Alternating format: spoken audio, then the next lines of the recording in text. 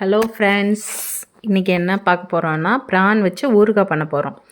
அதுக்கு நம்ம தேவையான பொருள் என்னென்னா prawn, Kashmiri chilli powder, fish fry powder, சோம்பு, ஜீரகம், 2 பச்சை மிளகா, மல்லித்தூள், மிளகு, அப்புறம் சின்ன வெங்காயம், இஞ்சி பூண்டு, ஒரு ஹாஃப் லெமன்.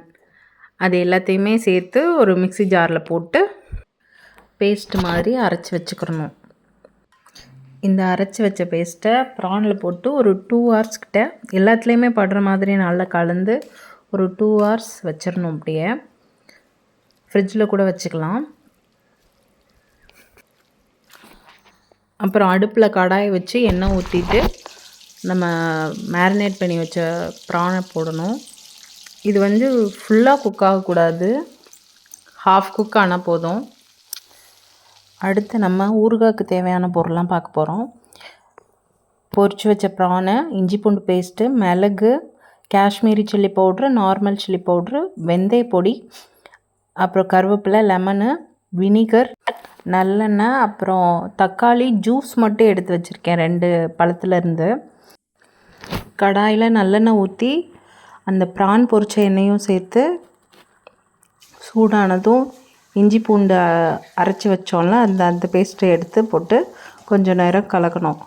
கலக்கிட்டு தேவையான அளவு உப்பு சேர்த்துட்டு பச்சை வாசனை போனதுக்கப்புறம் நம்ம எடுத்து வச்ச அந்த தக்காளி ஜூஸ் சேர்த்து எண்ணெய் பிரிஞ்சு வர வரைக்கும் குக் பண்ணணும். எண்ணெய் பிரிஞ்சு வந்ததுக்கப்புறம் அதில் கொஞ்சம் கருவேப்பிலை போட்டு ப்ளஸ் நம்ம எடுத்து வச்ச மசாலாலாம் போடணும். இந்த Kashmiri chilli, normal chilli powder, வெந்தய பொடி எல்லாமே போட்டு அது கூட கொஞ்சம் ஒரு ஸ்பூன் பெப்பர் போட்டு நல்ல ஒரு திக்கான கன்சிஸ்டன்சி வர மாதிரி குக் பண்ணணும். நல்ல கிரேவியாக வந்ததுக்கப்புறம் நம்ம பொரிச்சு வச்ச ப்ரான் எடுத்து போட்டு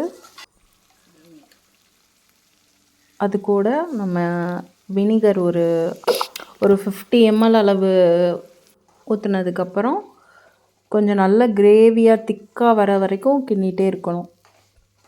நல்ல கெட்டியாக வர வரைக்கும்.